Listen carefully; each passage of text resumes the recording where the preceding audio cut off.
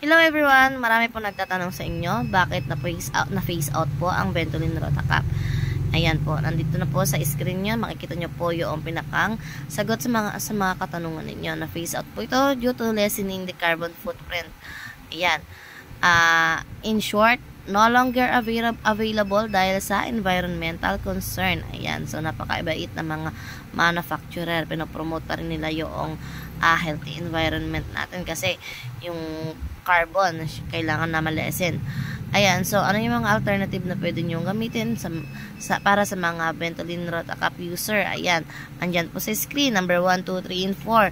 Isa-isahin po natin ang salbutamol inhaler or salbutamol nebulizer, dry powder inhalers, and other bronchodilators. So, syempre, bago naman po nyo yan gamitin, kailangan nyo pong magpa-consult sa doktor. Ayan, hindi po pwedeng basta-basta gumamit. Kung alam naman nating hindi tayo sanay sa ganyan at sa Rotacap tayo nasanay. Ayan, yung iba kasi dito sa amin, yung mga customer namin, nakapag-try naman sila ng inhaler.